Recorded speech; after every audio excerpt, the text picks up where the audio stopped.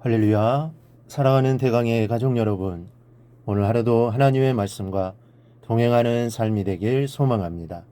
오늘 함께 나눌 하나님의 말씀은 마태복음 24장 15절에서 22절 말씀입니다. 그러므로 너희가 선지자 다니엘이 말한 바 멸망에 가증한 것이 거룩한 곳에 선 것을 보거든 읽는 자는 깨달을진저 그때 유대에 있는 자들은 산으로 도망할지어다. 지붕 위에 있는 자는 집 안에 있는 물건을 가지러 내려가지 말며 밭에 있는 자는 겉옷을 가지러 뒤로 돌이키지 말지어다. 그날에는 아이벤 자들과 젖먹이는 자들에게 화가 있으리로다. 너희가 도망하는 일이 겨울에나 안식일에 되지 않도록 기도하라. 이는 그때에 큰 환란이 있겠음이라. 창세로부터 지금까지 이런 환란이 없었고 후에도 없으리라. 그 날들을 감하지 아니하면 모든 육체가 구원을 얻지 못할 것이나 그러나 택하신 자들을 위하여 그 날들을 감하시리라. 아멘. 시대가 어려울 때면 인재를 찾게 됩니다. 임진왜란 당시 나라가 풍전등화의 상황에서 유성룡과 이순신 장군이 있었기에 이 조선의 명맥이 이어질 수 있었습니다. 회사도 어려워도 인재를 찾습니다.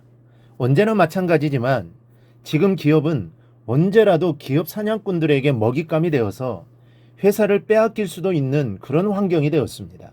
그래서 기업들은 그런 어려움을 생각하며 지혜로운 자들을 찾을 수밖에 없습니다. 나에게 문제가 있어도 마찬가지입니다. 가깝게 친구에게 또 가족에게 의견을 구합니다. 더 큰 문제면 전문가의 도움을 청하기도 합니다. 오늘의 말씀은 예루살렘의 멸망에 대한 더욱 구체적인 예언의 말씀입니다. 그렇다면 진정으로 이스라엘을 사랑하고 하나님의 신앙을 귀하게 생각한다면 예수님의 예언을 귀담아 들어야 합니다. 먼저는 큰 일이 있기 전 징조는 반드시 있습니다. 15절을 보면 멸망에 가증한 것이 거룩한 곳에 선 것을 보거든이라는 말씀이 있습니다. 이 말은 황폐를 초래하는 몹시 혐오스러운 것이 거룩한 곳, 즉 성전 안에 서 있는 것이라는 의미입니다. 이는 성전을 하나님께 거룩한 제사와 예배를 드려지는 곳이자 하나님의 영광과 능력이 임재하는 곳으로 여기는 유대인들에게 있어서는 상상도 하지 못할 일입니다. 한마디로 이는 극도의 신성모독적 행위인 것입니다. 그리고 이러한 일들이 일어나는 것이 바로 예루살렘 멸망의 징조요 표징이라는 것입니다. 그리고 그러면 바로 그 징조를 따라 예루살렘의 멸망이 온다는 것입니다. 이 말씀은 다니엘서 12장 11절에서 가져온 말씀입니다. 거기 보면 멸망케 할 미운 물건이라는 말이 나옵니다.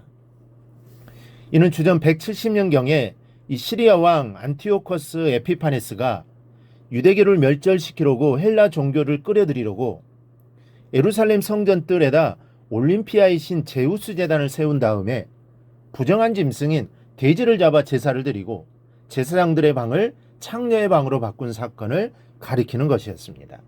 예수님께서는 200여 년 전에 이 같은 순환과 무서운 사건들이 다시 예루살렘에 다가오고 있음을 아셨습니다. 그러면서 징조가 있을 것이라고 말씀하시는 겁니다. 그리고 이는 앞으로 일어날 일이기도 합니다. 로마가 예루살렘을 포위한 AD 66년 그리고 완전히 멸망시킨 70년에 로마의 디도 장군이 성전을 점거하고 독수리 문양이 그려진 로마 황제의 깃발을 예루살렘에 꽂습니다. 스스로 신이라 부르는 로마 황제의 깃발은 하나님 보시기에 가증한 것이며 유대인들에게는 가증한 것으로서 성전에 꽂히면 안 되는 것입니다. 이러한 일들이 일어나게 될 것이고 이 일이 징조가 된다는 것입니다. 우리가 사는 이 시대에도 징조는 있습니다. 적색 신호등이 들어오기 전에 황색 신호등이 켜지는 것처럼 우리의 삶에도 하나님께서 미리미리 표징을 보여주십니다. 다만 우리가 알지 못하는 것은 우리의 영이 어둡기 때문입니다. 고린도전서 2장 11절에 사람의 일을 사람의 속에 있는 영 외에 누가 알리요? 이와 같이 하나님의 일도 하나님의 영 외에는 아무도 알지 못하느니라. 그렇습니다. 우리의 영이 나의 사정을 가장 잘 압니다. 따라서 영이 어두우면 인생과 미래가 어두운 것입니다. 그러므로 하나님의 사정을 다 아시는 성령께서 우리에게 일러주시는 뜻을 알기 위하여 쉬지 않는 깊은 기도로 영을 맑게 하시기를 바랍니다. 둘째는 징조가 있을 때 그리스도의 말씀으로 피해야 합니다. 징조가 보이거든 유대에 있는 사들은 산으로 피하라고 말씀합니다. 또 밭에 있는 자들은 겉옷을 가지러 뒤로 돌이키지 말라고 하셨습니다. 예루살렘은 함락시키기가 어려운 도시였습니다. 산 위에 자리 잡고 있는 요새였기 때문이죠. 그래서 티투스는 예루살렘을 점령할 때 굶겨 죽이기로 작전을 세운 겁니다. 유대 역사가 요세푸스는 70년 유대 패망의 순간을 이렇게 기록합니다. 기근이 확대되어 모든 집과 식구들에게 덮쳤다. 다락에는 기아로 죽어가는 여자들과 어린아이들로 가득 찼고 길이란 길은 모든 늙은이의 죽은 시체가 널려 있었으며 어린아이들은 모두 기아로 퉁퉁 부어서 망령처럼 거리를 배회하다가 쓰러졌다. 다른 사람들을 매장하다가 자기도 죽고 많은 사람들이 자기들의 최후의 시간이 오기 전에 스스로 관에 들어가 누웠다. 자기의 젖먹이 어린아이를 죽여서 불에 그을려 먹은 여인도 있었다. 주목할 것은 이 환란의 때 어떻게 해야 구원을 얻을 수 있는지를 이미 예수님은 구체적으로 말씀해 놓으셨다는 사실입니다. 16절에 그때 유대에 있는 자들은 산으로 도망할지어다. 예수님께서는 저기 침투에 들어와 환란이 엄습해 올 때 그냥 유대에 머무르지 말고 적극적으로 몸을 피하여 구원을 얻으라고 말씀하는 겁니다.